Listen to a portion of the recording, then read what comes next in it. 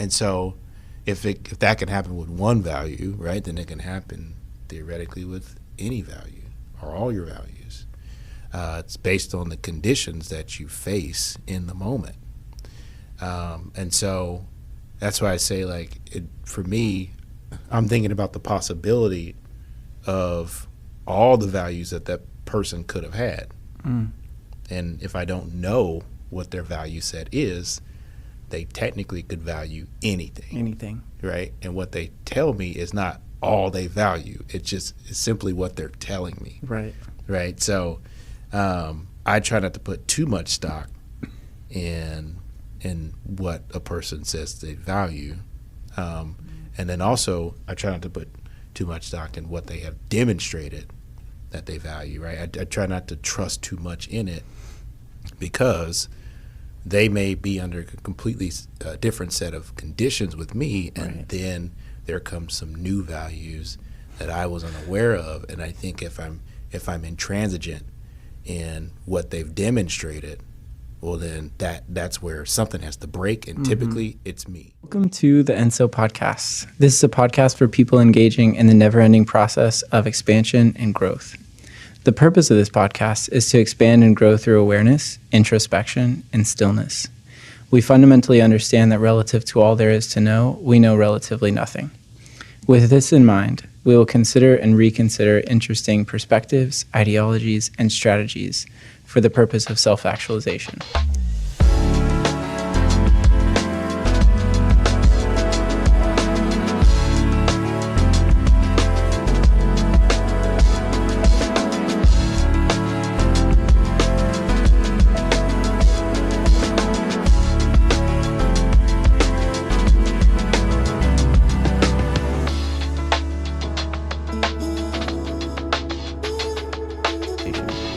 Josiah, what are we talking about today? Well, we're talking about trust. So Trust. yes, What a big topic. it is extremely nuanced. Yes, and extremely important, Mm-hmm. which is part of the reason why we're talking about it today. I'll go ahead and get us kicked off with our very first question about trust. Since this is so important, we should just jump right in. All right, I trust you. I love it. All right. How does trust form in relationships, both personal and professional? Your thoughts? Thoughts, for sure, because I do not have the answer, as the intro suggested. So for me, it's been my observation that trust, it forms through the attempt. Right? So it's more like a crystallization of attempts, multiple attempts of fulfilling a promise or an agreement.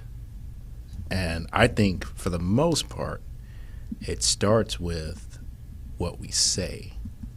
So if we say we're going to do something, then we're bound to either doing it or not doing it, or some variation of the two. So true. So incredibly true. The first word that came to mind for me was consistency. Yep. Which makes sense that it's this recurrent, it's a pattern. You can't really develop trust off of a single instance. You could, but then again, you can, because trust is just a belief. Trust is a belief. Trust is a belief. When it comes to personal versus professional, do you see any important nuances or distinctions there in how we develop our trust, or the impacts of that type of trust? Yeah, I definitely see differences in how we develop it. It also depends on the nature of the personal or professional relationship, right? So as an entrepreneur, as a professional, you're going to have a different level of trust that you're having with your clients, right, or your network, than you would, as an employee. Yeah. Right. On the personal side, you're going to have a different level of trust, or a different method of maybe developing that trust with a friend compared to, an intimate partner. Right. So I definitely think there are different approaches in how you develop trust, and then obviously the overall impacts of said trust. So, Follow-up question: do you like carrots? I do. It just depends on the format. Okay, good, good. Because I'd like to go down a little rabbit trail. Okay, good one. Okay, all right. All right. So, when it comes to personal and professional relationships and how trust exists in those contexts, I immediately think of it's just business. It's nothing personal, right? Mm-hmm. That phrase has been used and, in my opinion, abused so many times throughout the course of history. And I just love to talk about it for a second. I would like to hear your thoughts on it, because inevitably they're probably different from mine, because that's one of the themes of this podcast, right? We see the world through a different lens and from a different perspective. And that's also part of what makes our and we have both a business and a personal relationship, right? Do. Yeah. But it's dynamic, and there's something exciting and adventurous about that. So anyways, to come back to the original question, what do you think about that statement? It's just business. It's just business. Well, I think it really depends on the context, but I think in terms of the overall concept of the statement, it's just business.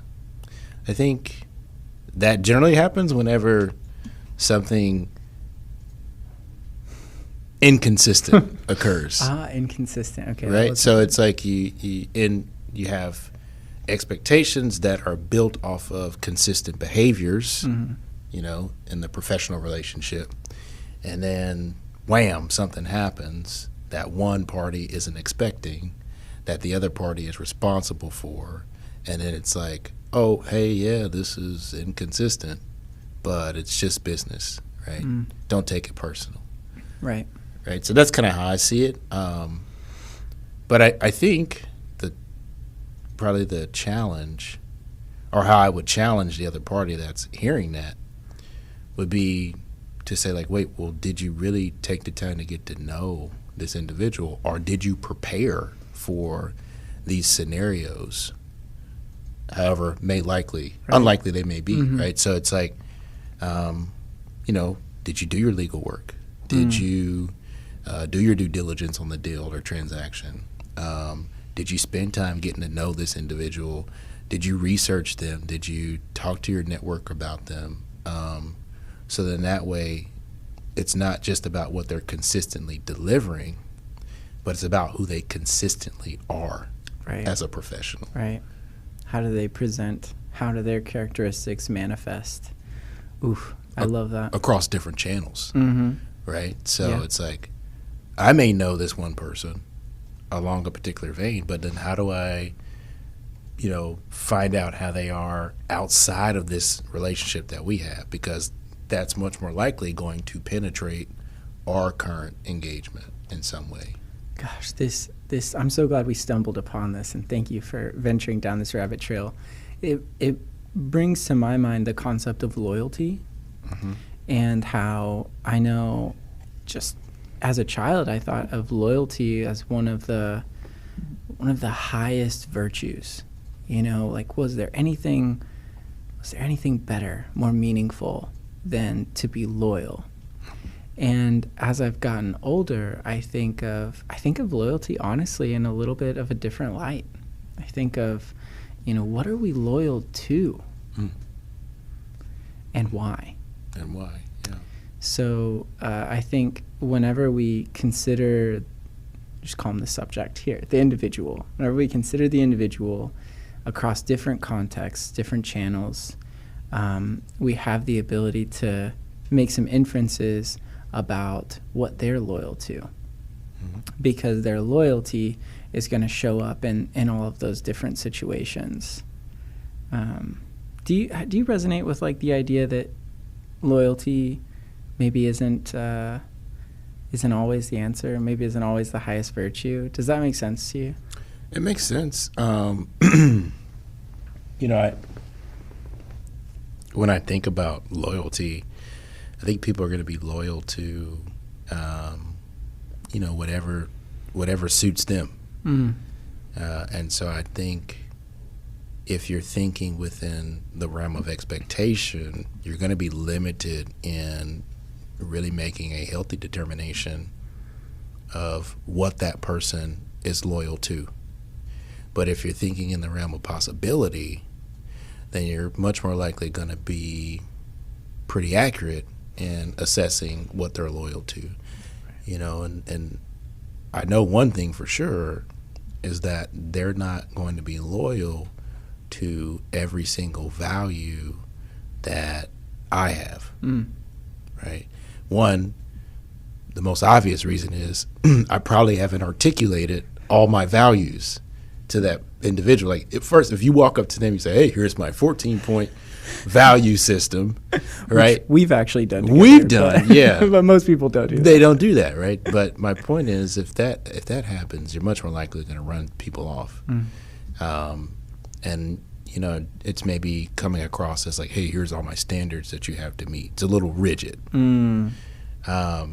But I think if you, or for me, at least in my experience, I kind of approach people with that beginner's mindset of who they are, but I always keep front of mind or top of mind who they could possibly be. Right. And that's a different distinction. Yeah. And I trust who they could possibly be. Right. I see this person, and it's more about who they are over time. That's what I trust, their capacity. But I don't necessarily trust who they have been in a particular instance, right? So who they are at 35 compared to who they will be at 45 just really depends on how they see themselves, their influences, things like that. And then who they were was obviously, had to do more with what they were exposed to, their environment, their mindset at that time. And so I don't really take that into who they currently are, right? So to me, rarely do I get burnt in terms of trust when I trust who that person could be in relation to the possibility of who they can become, and then how does it fit my needs, right? So that's the second thing I'm looking at is how do we align on not just what I value, but what I'm trying to achieve. What are my goals? What are their goals? And can I trust that if they're able to optimize themselves within that realm of possibility, that they're going to help me and I'm going to help them, right? It's going to be mutually beneficial. Right. I think I just want to call attention to this idea because I think it's potentially revelatory for most people to consider others with respect to possibility as opposed to expectation. I think if we ran a survey, the numbers would be largely in favor of people basing their trust off of expectation, how they think the other person should present themselves in the relationship, and their expectations oftentimes are predicated by how they have shown up previously, right? That's fair, but also by social norms and values, and our not so accurate predictive abilities about how people will behave. Right. And something also that you said earlier about trusting that people will be loyal to themselves, basically that they will act in their best interest, which is reminiscent of and please correct me if I'm wrong, you know far more about economics than I do, but just this idea that in a rational world, people would prioritize the outcome that benefits them the most, and if they act rationally, we can predict the outcome. And we have since found that that's not how it is. That's not how that it is. Humans are not rational creatures. We're not. We're emotional creatures. We are. And that impacts us tremendously. And I think we do things that are in the best interest of our emotions. So that's ourselves. But I think rarely have we unpacked the impacts of events that left some sort of emotional impact that then frame how we see or perceive people, perceive the world, our environment. And so, yes, you're right. The claim that we're rational human beings has been debunked fairly easily or expediently, expediently, simplistically. Right. But I think that warrants a deeper dive first by systems that are built on people making decisions in a rational way. But then also I think it warrants a deeper dive by our society, by our families, by our communities, to really help people unpack the thing that's ultimately driving their decisions, which is emotion, and then unpacking those events that lead to us making those emotional decisions, to the point where we don't burn trust. We don't hurt people because we're so afraid to be hurt because of some event that happened in our lives, professionally, personally, whatever it is. Yeah. So, point that I'm going to make over perhaps a series of comments is that I so admire how you're able to consider people with respect to the possibility of all that they can be, not based off of your expectation of what they will be. But I don't know that that is necessarily a common ability, right? Maybe it's accessible to everyone, but just logistically having the knowledge and the expertise to do that effectively in a way that serves your interpersonal relationships. And so I want to share my strategy with you Okay, and get all right. your feedback on it. So All this right. is like layperson's approach to To a layperson's observation. Right. Yes, I get it. But so I think of when I'm trying to determine, to tie this back to trust, when I'm trying to determine if I can trust someone, which is kind of a silly question to ask with respect to the whole picture. But if I can trust someone in this instance, let's say, it's based upon what principles have they demonstrated loyalty to in the past. So, and this is to be clearly delineated from what principles they have espoused in the past. So kind of like we talk about in IO psychology, the difference between enacted values and espoused values in organizations are oftentimes just night and day. And we see this oftentimes with people, that the values that they speak about, even consistently, are not the values that they are demonstrating loyalty to on a regular basis. And I find that to be really fascinating, and I do my best to pay special attention to that.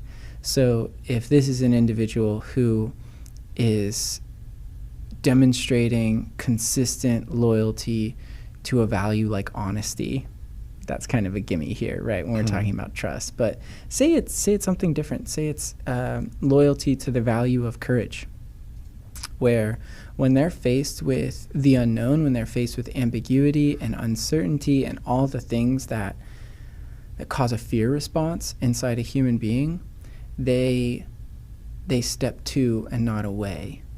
They're willing to rise and face that situation. They have a belief that they are capable of facilitating a positive outcome, even under trying circumstances. If I think that that value is going to be relevant in the context in which I'm trusting them, this has been a really deep rabbit trail, but I hope you're still hanging with me. Keep hopping. Then I'm really likely to trust that person in that circumstance. So how can you take my kind of like layman's approach to trusting behaviors and determining who to trust and relate it to this concept that I want to better understand, which is not being surprised by the people in our lives because we're considering them with respect to possibility as opposed to expectation. Yeah. I think, so listening to this, it sounds as if you're looking at a person and you're making the assessment if they're trustworthy based on the values that they have demonstrated in the past. I got that first piece right? Okay. And then, you're saying, okay, here's what I could expect out of this person. Here's the things that really resonate with me, and I want to pursue a relationship or some sort of engagement. Mm-hmm. And then occasionally, you're surprised by their demonstration of some other values that you didn't know that they had. Is that right? That seems fair, right? Okay. Because it's all loyalty to a value, whether that value is something that I admire or not. Yeah. Yeah.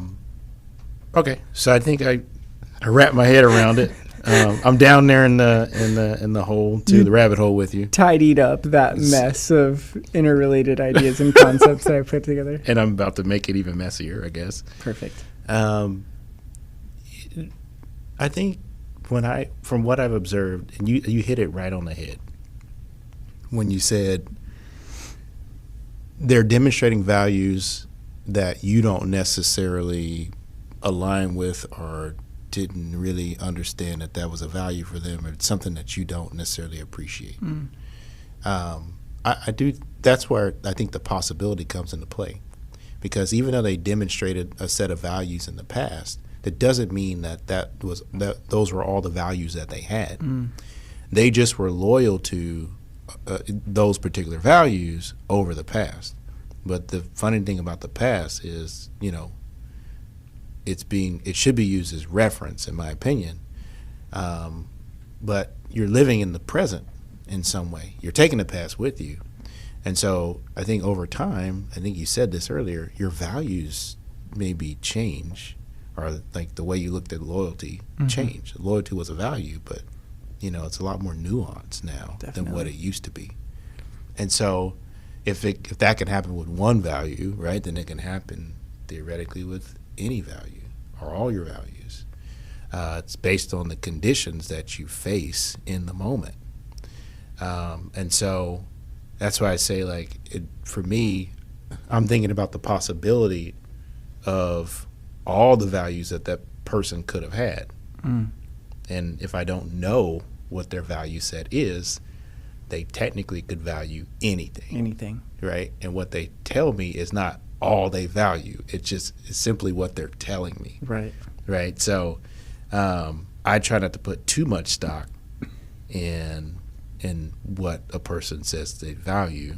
And then also I try not to put too much stock in what they have demonstrated that they value, right? I try not to trust too much in it, because they may be under a completely different set of conditions with me, and then there comes some new values that I was unaware of. And I think if I'm intransigent in what they've demonstrated, well, then that's where something has to break, and typically it's me. Right. So now that may be a little bit of self-preservation, which is a value. Adaptive. Right. It's adaptive, right? So that's a way of looking at a different perspective on it, right? But one's a negative connotation, and the other one's more positive. Right. So I think that's maybe the better way to look at, or the frame, evaluating values and evaluating how we trust people based on their values. There's a positive and negative version of that particular value, whatever it is. And so I think when you're looking at possibility, you can see the negative manifestation of loyalty just as well as you can see the positive manifestation of loyalty. Wow. Right? And if you can apply the positive and negative manifestations of a particular value that a person is either demonstrating or, claiming that they have, then you're rarely caught off guard whenever they actually demonstrate the negative version of that. Wow. I'm loyal to my marriage or, my country, right? But if I go and do something and, out of the value system of loyalty that impacts an environment negatively, well, then I'm still demonstrating loyalty. It just has a negative impact. Right? And it's going to shock some people. Right? So my point is, I tried my best to see the thing that they're showing me and the inverse. Right? the thing that they've demonstrated, and the inverse. And I think that's what I trust. Yeah. I trust the negative inverse and a positive version of that particular thing. I love that so much. Thank you for sharing that. If we had sound effects, we could insert a round of applause right here. That was so good. And I would love to, I want to kind of throw a wrench into the works here by inserting a quote that maybe takes us down a different path. Yes. But also, before I do that, I want to just quickly acknowledge the scope of human behavior, both when it comes to the positive and the negative, and how I think my childhood interpretation was, in order to feel safe, that the good always had to prevail, and it always had to overpower or outmaneuver the bad in some way. It had to win, because it was binary terms, right? And if the negative ever won, then I was suddenly at risk. I was no longer safe, and I had to be fearful and anxious. And I don't feel that way anymore. I do feel as though there is an inherent relationship between the positive and the negative. And we can, I think in very human terms, we can look at it as it could be pain and pleasure. It could be suffering and fulfillment. That might even touch a deeper chord, strike a deeper chord with most people. And the relationship between those two, tying that up, I don't know if you've ever heard this. I don't remember where I heard it. I think it was in a meditation or something a long time ago, but the teacher was talking about how painful experiences, aka suffering, it was the widening and deepening of our personal container for joy and happiness, satisfaction, fulfillment. And I don't know how I initially reacted to it. I had an emotional response because I remember it. But I don't know that I appreciated the beauty of that. Right. And how also the resourcefulness of it. The theme of utilitarianism, nothing goes to waste. If you are experiencing pain, and this gets a little bit spiritual and philosophical, but maybe not that there is a specific reason for that happening, but that has opened a door of opportunity for you that would not otherwise be there. So, and that's again in reference to the inverse, the full scope of that characteristic that is being demonstrated or even being talked about. And so I would love to explore that further with you at some point. If you have any thoughts, feel free to chime in with those, but I'm going to go ahead and give you the quote. Okay. Go ahead. Here's the quote. You may be deceived if you trust too much, but you will live in torment if you do not trust enough. Frank Crane. Torment. Paranoia. Torment. Yeah. Anxiety. Anxiety, fear, yeah. doubt. Yeah. Which is still living. It's just a very painful existence. Right, and that's the thing, is this is still survival, and there are many people who I'm sure would be who would enthusiastically endorse paranoia as a survival strategy, right? If you have already thought of all of the things that might go wrong and created contingency plans for all of them, which this is at scale impossible. We can't possibly do that. But we can spend varying degrees of our time preparing for negative circumstances. And I'm just curious to hear your thoughts on this. I think the beauty of this too is that we've had different experiences, right? And I think sometimes it's not that I haven't had any hardship in my life, but sometimes I'll see the world through rose-colored glasses. This is like intrinsic to me. I love finding the best in people, and I will go to great lengths to pull that out. It's It's a huge source of meaning and fulfillment for me. But the inverse of that is that I can sometimes be blind to some really concerning things. And this is, inevitably it presents itself upon occasion, usually not to my liking. But anyways, I'm going to stop talking here. What do you think about all this? What I've observed is that pretty much, every positive value or every positive position typically is derived from some sort of negative event around that position, right? So the loyalty thing, just for example, typically people have experienced some sort of period or event where people were, unfaithful or unloyal to agreement that they had. They witnessed it, right, or they experienced it in some way, and they're like, I want to do things better. And there's nothing wrong with that. But in some cases, if they don't really explore or work through the trauma or the pain of that event where they experience the negative of the new value system that they've either created or espoused, right, then they may end up ultimately creating some sort of the inverse of what they said they value, right? They may end up becoming unfaithful, or they may end up pressing things too hard where they could be disloyal. Right? Why is that? Well, I think it's just because they haven't truly explored why they need that value.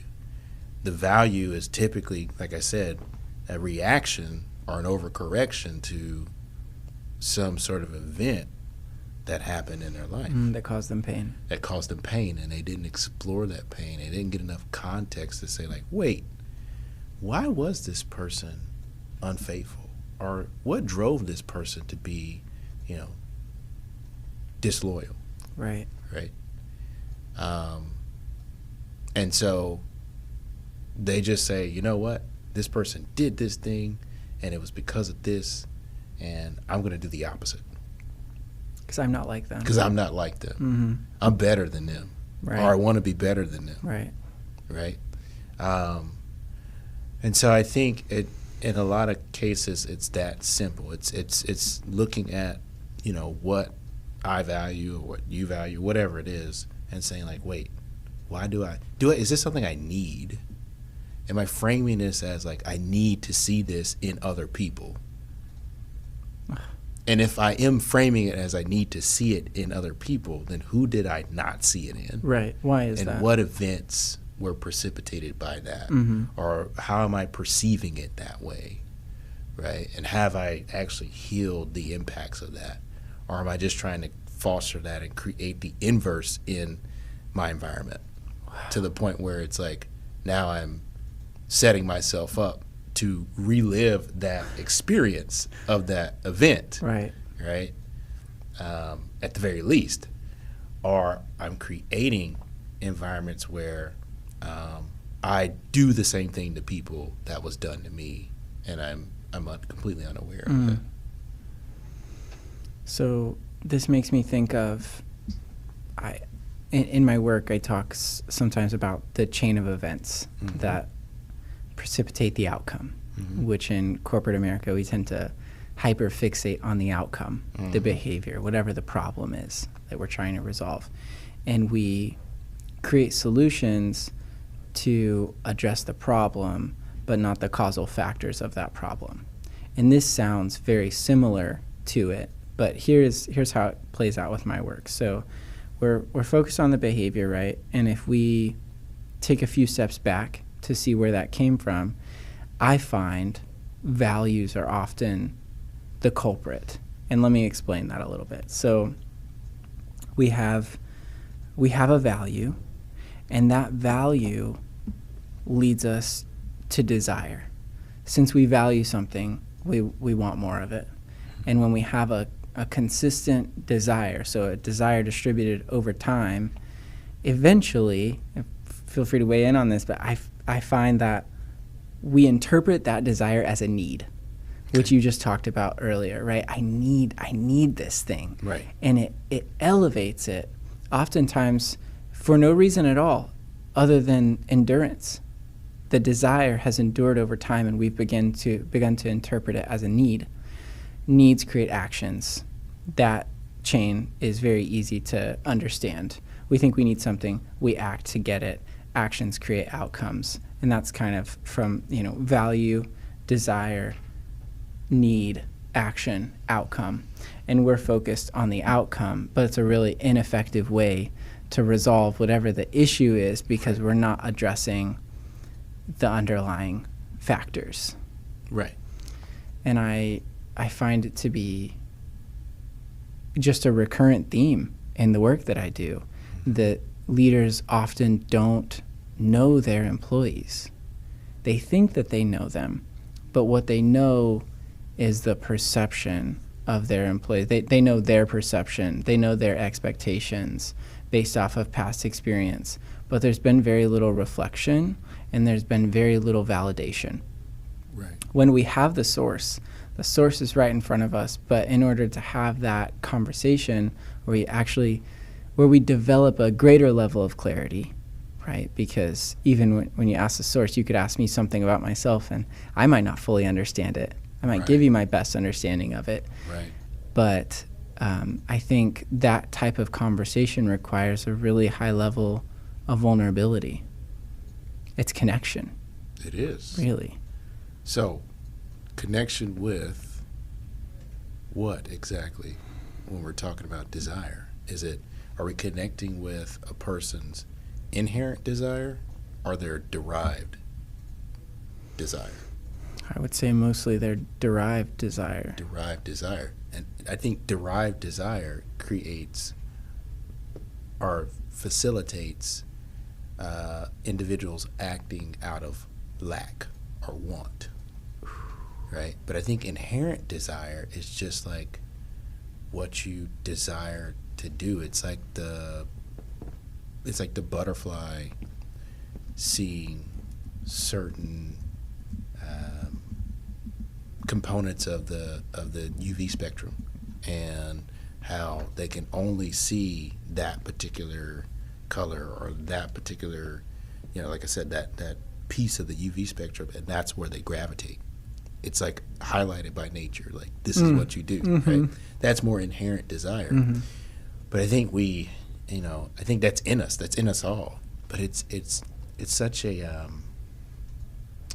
unique component of what we are and maybe ultimately who we are. But I think it gets clouded by, all this derived desire that our immediate environment as children facilitates and fosters, but then I think it grows based on what our society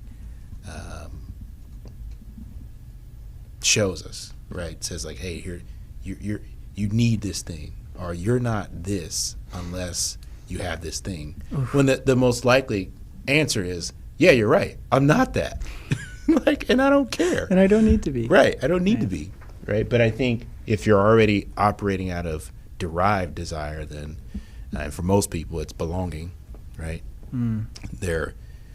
They live or grow up in an environment where they don't belong in some way. So then what do? You value belonging, you value community. Right?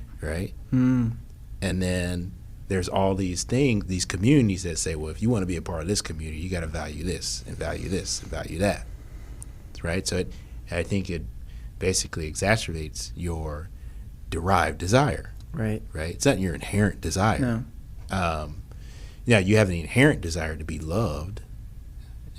People that's I think a pretty settled and resolved debate.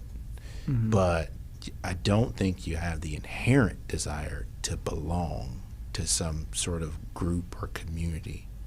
I think that's derived. That's been taught over hundreds of thousands of years. It could even tie into survival. Right? I mean, we're pack animals. we have strength in numbers. We do. Not only from a physical perspective, but from a mental, psychological perspective. We perceive ourselves to be stronger when we are in greater numbers, and we quite literally, because we're all born unique and different, we bring different strengths to the table. And if we have the capacity, what I believe is actually leadership, what I believe leadership to be, which is the coordination of our strengths towards a common goal, in this case, survival. But so, okay, I agree. But who is coordinating? I think that's what leadership is the coordination of it. But so I think it could take many forms. Takes many forms. Oh yeah. But are you coordinating the group that you need to belong to, or how you need to belong to that group? And if so, what is driving you to engage in that coordination? So something that you said earlier, which is about love being a fundamental human need, and I would agree. I full disclosure, I don't really know why exactly. Why I don't know it the is. mechanism why we need love, but I know that in the absence of love, we have some really devastating outcomes. So I feel very comfortable saying that we need love. But I think that the relationship between love and belonging is, I think those two are tethered. And I don't necessarily know that we can separate them. And I'll explain this a little bit, because I love that look. That means I get it. Tear apart I'm listening. my argument. I'm not going to tear it apart. I'm not going to tear it apart. Don't hurt it. Okay. Your argument belongs. Right. It is loved. Okay, and that brings me to my point, which is acceptance. Yeah. I think that belonging is the manifestation of being accepted. Mm-hmm. And I think that love is equal parts acceptance, and there's a characteristic that I'm looking for here. It's not compassion, but it is goodwill. It's empathy, perhaps. No, empathy's not quite right. It's affection in some way, shape, or form. It's I accept you. I accept the whole of you exactly as you are, with no reservations, no hesitation, no expectation of how you'll present yourself. I accept you completely, and I do so with full knowledge that I admire you. Right. And I think that's the essence of love to me, which I don't know why I jumped into defining it. But from that perspective, belonging, love is a bit of a, I don't want to say a prerequisite to belonging, because you can belong in a very unloving environment. You can be accepted within it. Maybe not in a loving way. Right. But. Well,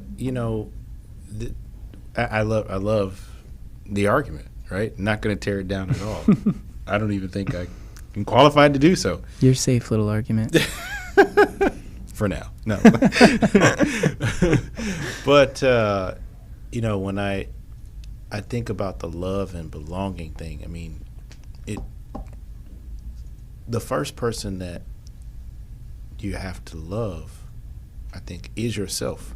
And I don't think if a lot of us have to learn that lesson the hard way after being involved or belonging to groups that didn't love us, right, that demonstrated like, oh, wait, we don't love you.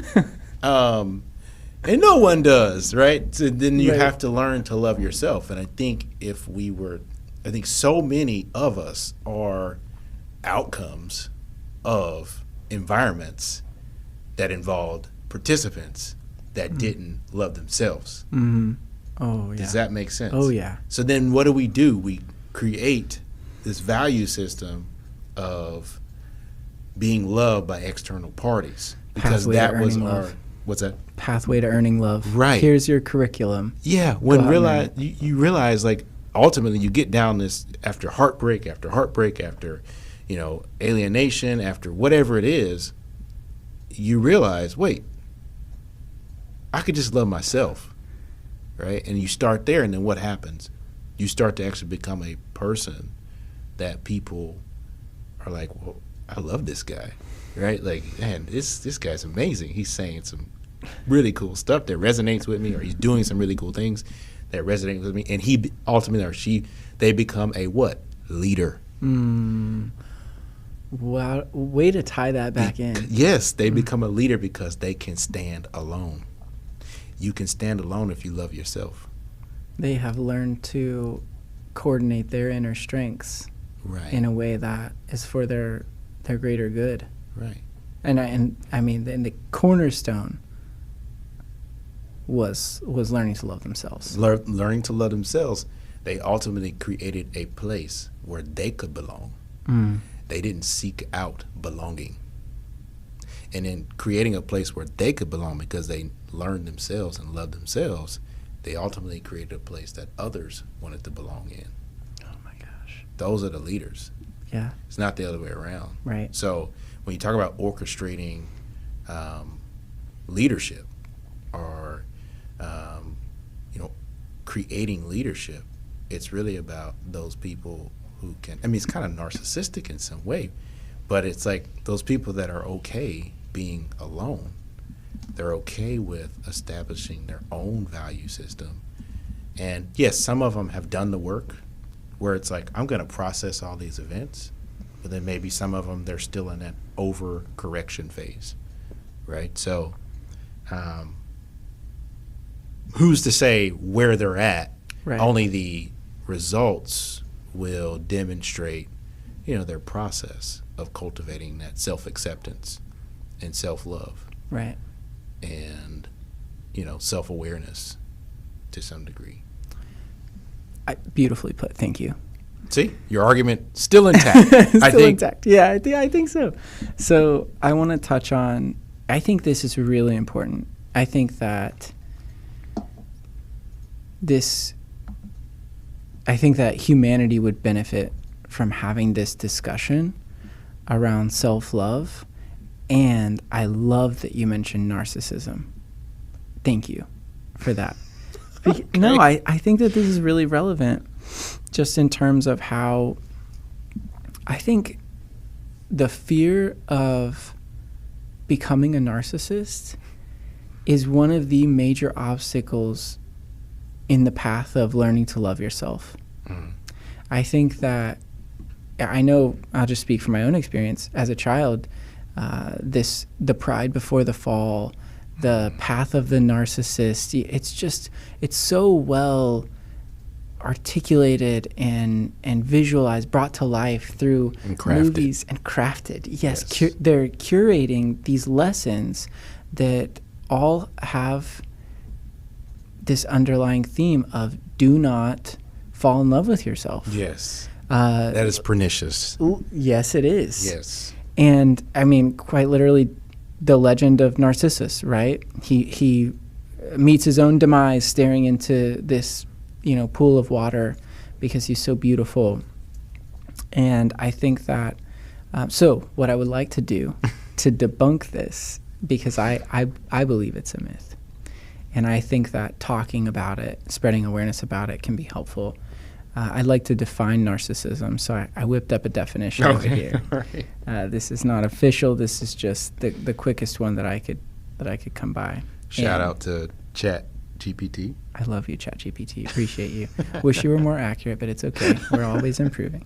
So what I have here is that narcissism is a personality trait characterized by a grandiose sense of self-importance, a need for excessive admiration, and a lack of empathy for others. It can manifest in various ways, ranging from confidence and self-assuredness to more extreme behaviors that can be disruptive and harmful, et cetera, et cetera. So I like this definition. I like it because I feel like it looks at both the internal and the behavioral manifestation of narcissism, right? That inherently Narcissism is about thinking of yourself as more important than you actually are, which we don't necessarily have a great criteria for judging how important one should actually be. But I would say that if you're listening to this, you are valuable and you're important. And then, need for excessive admiration. This is paradoxical. Is it not? I mean, it is. If we have accepted ourselves, if we have learned to love ourselves, a byproduct of that is not needing as much recognition or praise. Right. Because why seek externally what we have internally? Keep going. So I think I understand the paradoxical feature. If you are okay with not receiving it because you don't really need it, then the inverse is what? What do? You don't give it. Oh, that is fascinating. And so now, for our listeners, yeah. You may not notice about me, but I'm not always giving praise, right? But I think I also don't inflate the impact of praise. And I think it's because it doesn't really do much for me, right? And so one thing that I've had to learn through observation of people that are close in my life is that they may not be there yet. Right. And so they still they believe they need some external validation. Right. And so I've kind of learned in as much of an authentic fashion as I can, try to give them praise because that's kind of where they're at. But you're right, it is paradoxical because when you learn to accept yourself, well, then you're like, well, yeah, they don't like it, they don't need it, they don't need me or whatever. That's fine. Right. I have my own goal for what I'm trying to achieve. And then the inverse is, which I think is what makes it a paradoxical feature, is that you don't give the praise also, right? And so people are like, man, what is wrong with this guy? I'm over here doing my best, and he's like unflinching. He doesn't even see me. And that's true. These people that are, they're labeled as narcissists, but they're really competing against themselves. They understand the value of time relative to themselves, and they appreciate how far they've come, and they also see the possibility of what they can become relative to the particular discipline that they're involved in, right? So right. It's all about mastery and self-mastery. And so I think they're not looking at anyone else or anything else in a comparative fashion. They're looking at themselves over time and how do they become better. Right. And that is, it's in some way, the characteristics manifest or exhibit, narcissism. The behavioral manifestation of narcissism, right. The interpretation of it, right? Which is, this is the confidence and self-assuredness, So the third criterion in the definition was a lack of empathy for others. Right. So I think this is kind of where it gets interesting, because let's highlight the paradox in the room, right? I give a lot of praise. Yeah. We talked about this earlier. I love finding hidden potential in people, and I feel that it's part of my inherent desire we talked about earlier, which I think we could also call that purpose. Inherent desire. I think it could be interpreted as purpose. That's definitely how I see it in my life. Yeah. I think that because that falls in alignment with my purpose, I am very likely, if you do something that I perceive to be beneficial, positive, excellent, I'm probably going to recognize it. Yeah. I'm highly assertive. I don't hesitate to speak my mind. Right. So it's very likely that I'm also I'm highly extroverted, right? There are a lot of factors tying into this, and maybe I'm just trying to build my case against our listeners, thinking I'm a narcissist. But You too. but for a variety of reasons, I think it comes very naturally to me to do that, to give affection. And I will say that, especially like along my journey of development, which has been hilarious if you were to like watch it play out over time, that I needed a tremendous amount of support and encouragement early in my journey. I needed to know that I was doing it right and that I was meeting expectations. Mm-hmm. And that was a really uncomfortable position for me. To make that transition where you didn't To need it. To have a void there. Right. And be dependent upon others to fill that, to fill my cup every day and tell me, that I was worthy and that I was doing good work and all that good stuff. And I think that is one of the gifts of, we've talked about this at length off air, stillness. Yeah. Which is, I agree. Go ahead, please, go ahead. Just going to say, stillness is, it's like taking that murky pond that we were talking about earlier and allowing the sediment to condense at the bottom. Right. And when that happens, we have a really high degree of clarity. And so if we can just get present for a moment and remove some of the distractions, we realize that this underlying assumption that I made about myself when I was very young, which was I am not good enough and I need others to tell me that I am good enough, does that really hold water? It was derived for sure. It was derived. And I think the answer is no, not any longer. It doesn't hold water. Right. So did it then though? It did. It did because you believed it. Oh. If it didn't hold water, you probably wouldn't believe it. You probably wouldn't have believed it up until the point where you no longer believed it. Does that make sense?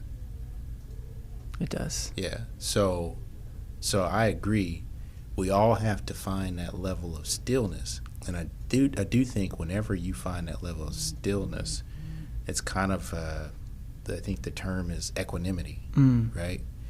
Where you've got all this stuff going on outside of you and you're still and you're implacable and you're unmoving and unrelenting relative to what you want to accomplish. And that can be characterized or interpreted as narcissistic in some way. And so I think I understand that, right? So that, yes, that's me in a lot of ways. But, a lot of that, to your point, like when you were younger, you had this belief that you needed your environment to, give you support and confidence and things like that. For some people, it's I need my environment to respect me, or I'm going to make my environment respect me, right? There's this reciprocation that happens in some way, right? And that comes out very aggressive and, right. It can be hurtful, right? And, with the example you're talking about where, you needed your environment to provide that constant and consistent feedback. You got to think about what happens later on. A budding narcissist. Right.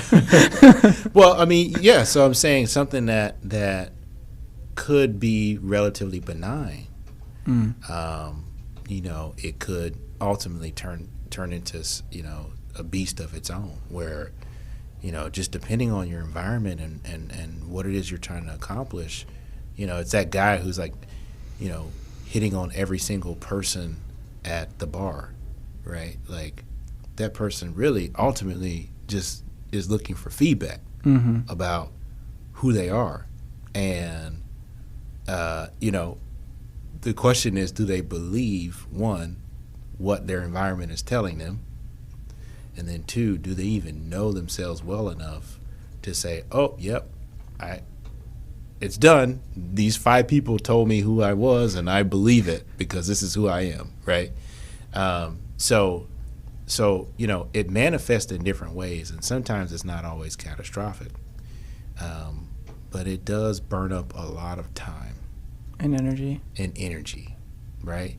You see that guy, when he's in his mid 50s, and man, it's like, man, you look rough. Right. But because he's been out It's a taxing life. Exactly. And that manifests in different ways. Maybe the guy's not out, but maybe he's, been taught to believe that he needs to create some sense of stability and security for his home because he grew up in the inverse of that, right? And so it's like he's worked himself to death, and he never made 50, right? And his loved ones are, they're not better off because he worked himself to death, or worked himself into a state where he's no longer useful. Right. Has the capacity to really Connect. love and connect with his family. So it manifests in different ways, but I think the underlying concept is the same.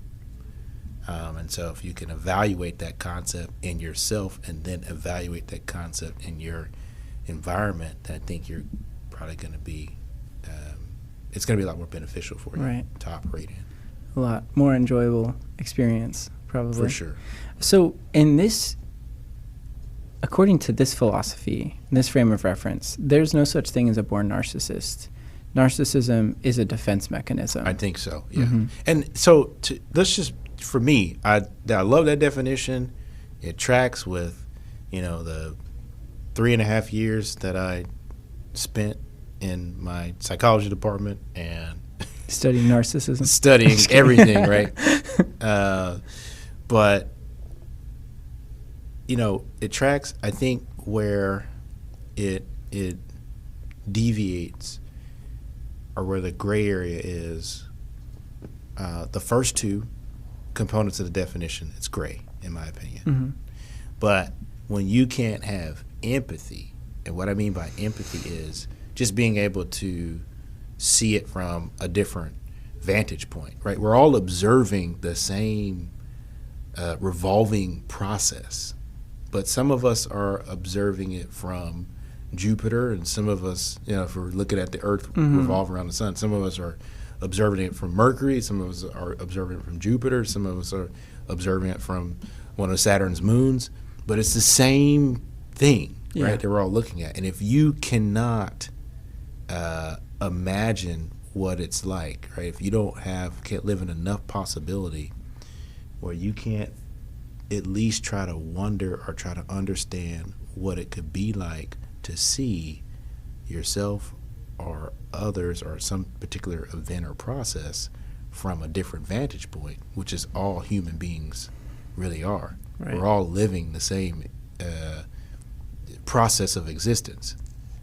And I can simply observe things about myself and wonder if those are the same things that are occurring in you, or if you're seeing this particular process the same way or a different way.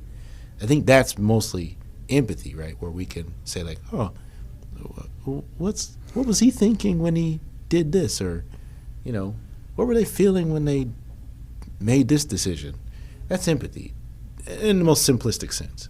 So just clarifying question, perspective here is the independent variable, right? Perception is the independent variable. Okay. I think perspective is like this elevated concept, right, where you can essentially collaborate or aggregate multiple perceptions of a particular thing, right? So I'd say the perception is your vantage point of that process of spousal love, right? Whatever the object is, right? And I think when you can collect or aggregate those perceptions, then I think you start to gain perspective, because then you can apply time to it. So perspective happens through reflection then. Self-reflection first, and then I think it happens when you aggregate different perceptions of whatever you're reflecting on. That makes a lot of sense. So I just want to double back on empathy for a second. I feel like we can discuss this at a later time too, but there is a feeling component to it. It's not just observation. Yeah. There's an emotional valence there, and the ability to understand that emotional valence from the perspective of the other person, or the perception of the other person, might be more perception. Yeah, right, accurate. Sure. I think that would characterize empathy, or at least my understanding of empathy, a lot better. But any closing thoughts for us today, Josiah? We've talked about a lot. I think we've talked about some really important things, some subjects that have the power individually and certainly as a collective to change someone's life. What are your closing thoughts or takeaways for our listeners? Oh, man. Well, I think we talked about trust, right? It's the main concept here. Mm-hmm. I think it's just so difficult to trust people, trust your environment, trust anything outside of yourself until you begin to trust yourself. Trust your own capacity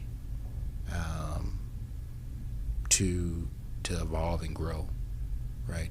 To observe and experience possibility, to understand that throughout time you're going to change, and then be able to trust that is the thing that will occur with every single person or entity you come into contact, that it's growing, it's evolving, they're growing, they're evolving.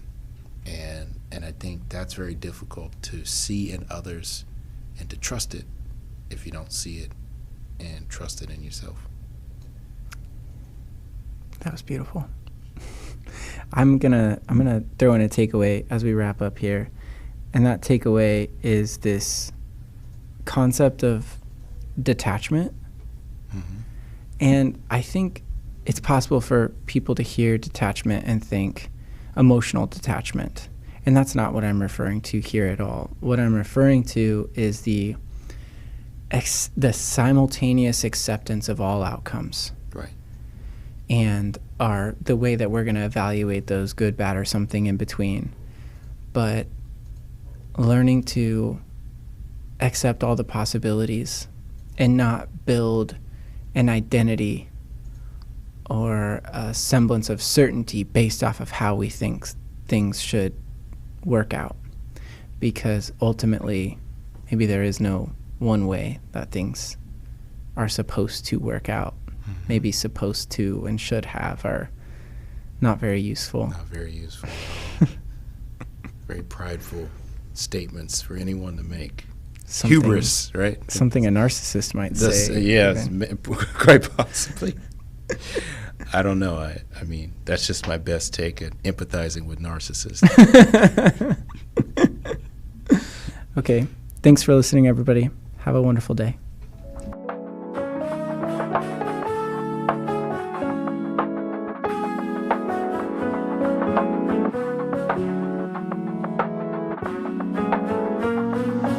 The Enzo Podcast is brought to you by Bolt Human Capital and Noon Holdings. Music, the song Full Bloom by Yule and Noemina. You can find them wherever you listen to your music. You can find the Enzo Podcast on Spotify, YouTube, or wherever you listen to your podcast.